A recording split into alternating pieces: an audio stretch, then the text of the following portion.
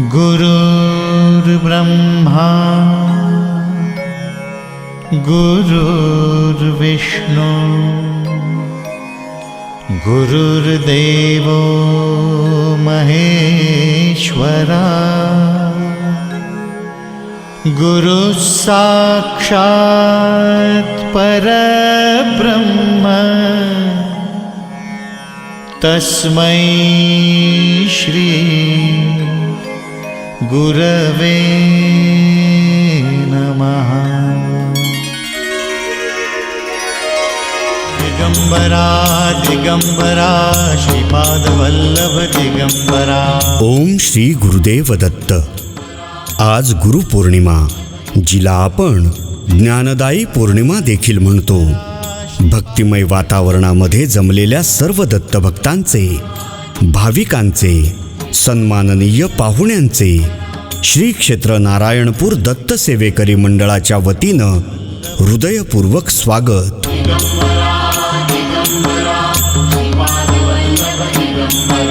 होय, तेच नारायणपूर, आपल्या सर्वांचं नारायणपूर.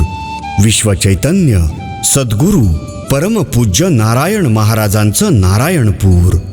ऐतिहासिक पुरंदर किल्ल्याच्या कुशीत पहुडलेलं, नारायण महाराजांच्या विचारांच्या मुशीत घडलेलं, अनभाविक भक्तांच्या अंतरातल्या ऊर्जेशी जोडलेलं श्री क्षेत्र नारायणपूर. आज गुरुपौर्णिमा उत्सवासाठी इथं आलेल्या लाखो भाविकांच्या भक्तिरसात ते फुलून गेलंय. का फुलणार नाही? माणूस घडवण्याच्या ध्येयानं ज्यांनी सारं आयुष्य व्यतीत केलं, त्या अण्णा महाराजांनीच तर घडवली आहेत ही सारी माणसं. म्हणूनच इथं प्रत्येकाला ओढ लागायची ती महाराजांच्या दर्शनाची, त्यांच्या अमृतवाणीतून प्रकट होणाऱ्या विचारांची. अशा पूजनीय, वंदनीय, आदरणीय, परमपूज्य श्री श्री श्री सद्गुरू नारायण तथा अण्णा महाराजांच्या महतीचं स्तवन करण्याआधी आम्हा सर्व शिष्यांचा, अण्णांच्या लेकींचा, जमलेल्या भाविक भक्तांचा अण्णा महाराजांच्या चरणी कोटी कोटी प्रणाम. अण्णा महाराज, आम्ही सारे भाविक भक्त तुम्हाला अनन्य शरण आलो आहोत.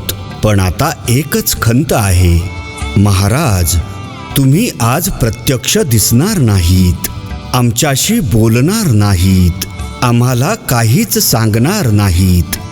तुम्ही भेटालही प्रत्येकाला, मात्र जो मनापासून तुम्हाला साद घालील त्यालाच. आपण सारे भक्तगण ज्यांना प्रेमानं अण्णा म्हणून हाक मारायचो, आपल्या मनातल्या दुःखाला वाट मागायचो, मनीचं गुज हक्कानं सांगायचो आणि ज्यांच्या वाणीतला शब्दन शब्द ऐकण्यासाठी कानात प्राण साठवायचो, ते अण्णा आज आपल्याला दिसणार नाहीत.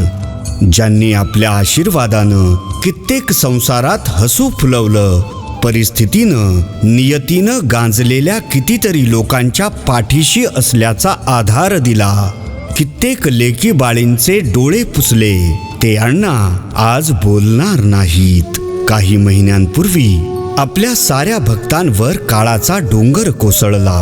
अनाथांचा नाथ, दीनांचा कैवारी, वंचितांचा आधारवड असलेल्या आपल्या अण्णांनी इहलोकीची यात्रा संपविली. पण म्हणून इथला भाविक भक्तांचा ओघ थांबलेला नाही, थांबणारही नाही. कारण देवाचा फक्त देह दिसत असतो, भक्तासाठी देव तिथेच असतो, तो कुठंही जात नाही. अण्णा महाराजांची अनुभूतीही इथं येणाऱ्या प्रत्येकाला येईल. माणसाला माणसानं माणसासारखं वागवलं पाहिजे.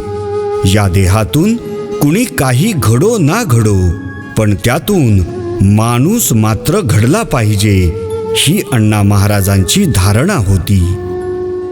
त्यांच्या कित्येक प्रवचनांतून त्यांनी हाच धागा गुंफला आणि त्यातूनच संस्कारक्षम हजारो शिष्य निर्माण झाले. हाच मंत्र घेऊन प्रत्येक जण इथून पुढेही चालत राहील. कारण महाराज केवळ संत नव्हते, महाराज केवळ महंत नव्हते, महाराज दीनदुबळ्यांचे तारणहार होते, लाखो लोकांचा आधार होते. हो होते असं आता फक्त रूढार्थानं म्हणायचं. लौकिकार्थानं पाहायला गेलं तर महाराज तुमच्या माझ्या प्रत्येकात आहेत, आचारात आहेत, विचारात आहेत, नारायणपूरच्या भूमीतील कणाकणात आणि भाविकांच्या मनामनात आहेत. इथं येणाऱ्या प्रत्येकाला ते भेटतील, भेटत राहतील. अण्णा महाराजांनी जनकल्याणासाठी केलेली मानवसेवा अमूल्य आहे. विस्कटलेल्या समाजाला एकत्र आणण्याचं बहुमोल कार्य त्यांनी केलं. दर गुरुवारी आणि दर पौर्णिमेला त्यांची प्रवचनरूपी सेवा व्हायची.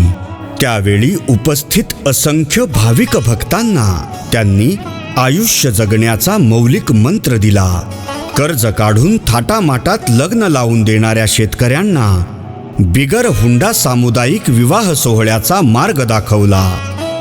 हजारो सावित्रीच्या लेकींचे मोफत विवाह लावून त्यांच्या आनंदी जीवनासाठी आशीर्वाद दिले आणि कितीतरी संसारांचं हरवलेलं हसू परत मिळवून दिलं.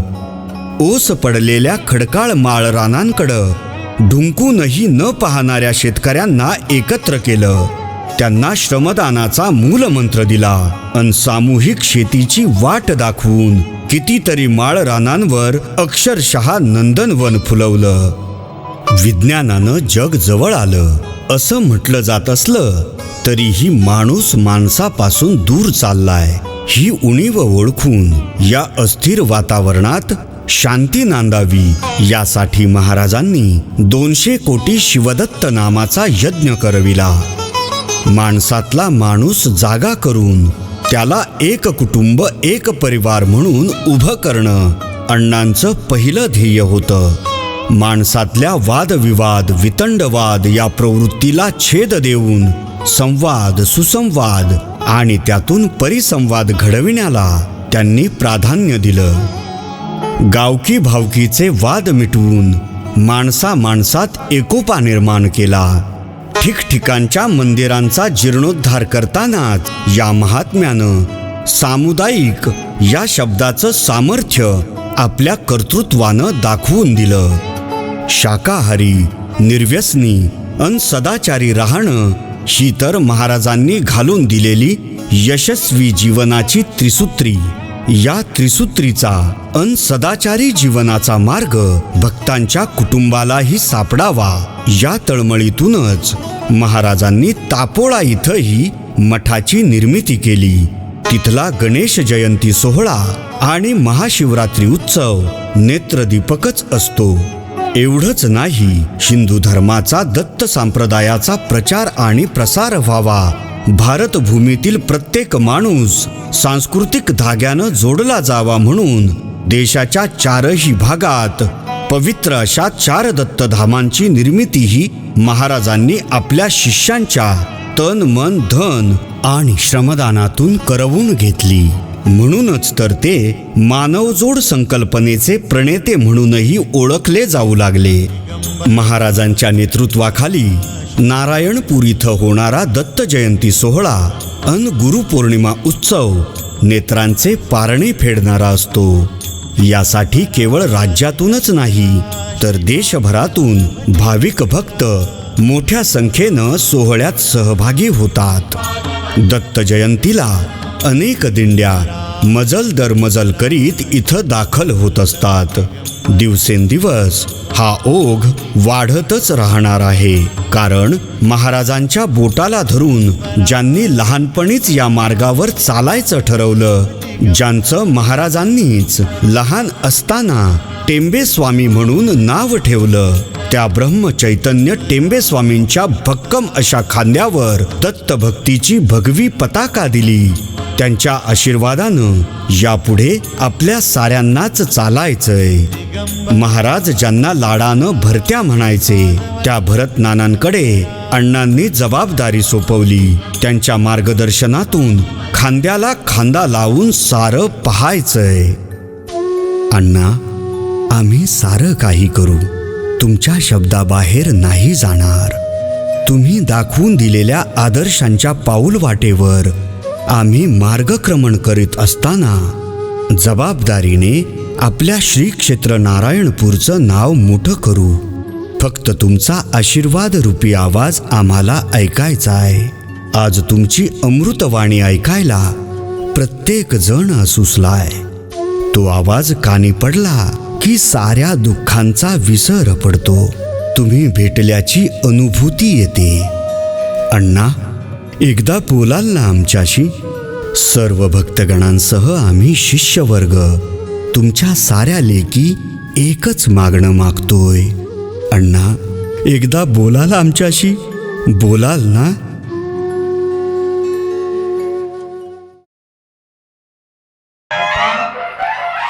सर्वांनी शांतता राखा. आज गुरुपौर्णिमेच्या निमित्ताने या ठिकाणी आपण व्यासांचं पूजन केलेलं आहे. ही सगळी पाहुणे मंडळी जे आलेले आहेत ते आपल्याला सपोर्ट करण्याकरता आलेले आहेत, मदत करण्याकरता आलेले आहेत. आणि अशा पद्धतीने या ठिकाणी व्यासांचं पूजन आपण या ठिकाणी तयार करून घेतलेलं आहे. व्यास पूजेच्या नंतर आज व्यास पौर्णिमा आपण जो म्हणतो, व्यास पौर्णिमा हे लाख मोलाचे आणि तोलाचे. म्हणून आज गुरुपौर्णिमेच्या निमित्ताने मला ते सांगायचे, समाज कुठं चालला आहे, लोक कुठं चालल्यात, माणसं काय करतात, बाया माणसं काय करतात, पुरुष माणसं काय करतात, नको तो उपद्याप, नको त्या भानगडी, नको तो उपद्याप, नको ते भानगडी सगळे करायला लागलेत. आणि अशा पद्धतीने आपण सगळं चालायला लागलो. आपल्या काय होईल, लोकांचं काय होईल तुम्ही सांगा? आपल्या लोकांचं काय होईल? आपल्या लोकांचा नाश होईल. नाशाला कारणीभूत कोण होणार आहे? आपण होणार, माणूस होणार आहे. माणूस, आपण म्हणजे माणूस. माणूस हा माणूस होणार आहे त्याला कारणीभूत. म्हणून माणसाने सावधान वागावं, समजून घ्यावं, नीट जाणून घ्यावं आणि नीट याला नीट समजायची जरुरी आहे. आणि हे नीट जर समजलं नाही तर आपल्या स्वतःचा नाश आपण करून घेतोय, याचा उघड अर्थ आहे. म्हणून प्रत्येक माणसाने जागृत व्हावं, समजून घ्यावं आणि समजून घेऊन आपल्या जीवनाचा इतिहास खऱ्या अर्थाने त्याला पलटून दाखवा. इतिहास खऱ्या अर्थाने पलटून दाखवा अशी माझी सगळ्यांना विनंती आहे. गुरुपौर्णिमेच्या निमित्ताने आज मी या ठिकाणी सर्वांना आशीर्वाद, सर्वांना आशीर्वाद. ठीक आहे.